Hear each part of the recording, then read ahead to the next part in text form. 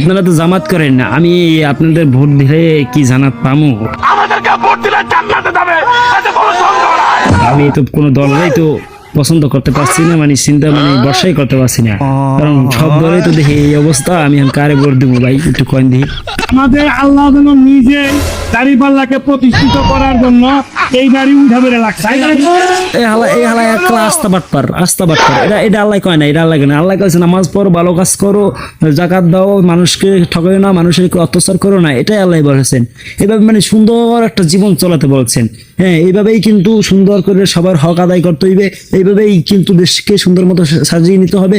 মানে এক একজনকে সহযোগিতার মাধ্যমে দেশকে তো আগিয়ে নেওয়া যায়। এটা রাজনীতি করার কোনো দরকার নাই ভাই। আমি ভোটই দিব না কোনো হালারেও, একটা হালারও আমি ভোট দিব না। আমরা তুলে দেওয়া হবে। কোনো মায়ের পিতাই আমাদের সামনে কথা বলে। আমার পাল্লে ভালো লাগে তোমরা, আপনারা তো সঠিক না। আমি কারে কিনবো? আমি এর বর্ষা করে যাই বিএনপির কাছে, সে এখানে দেখি কিছু পাতি নেতার উষ্ঠ আমার ভালো লাগে না। আবার যাই জামাতে, এই কিছু এইসব লুঙ্গারের জন্য আমার ইসলামটারাই আমার কেমন জানি লাগতেছে। আবার ওদিকে যাই, এই অবস্থা। গেলাম আওয়ামী লীগে, সেখানে তো দাঁড়িয়ে রাখতেই তো কষ্ট হয়ে গেছিল, এরকম একটা সিস্টেম আর। তাই সুতরাং আমার এখন কোনো ধরে ভালো লাগতেছে না। এখন আপনাদের কি মতামত, এটা অবশ্যই আমার কমেন্টে জানাবেন।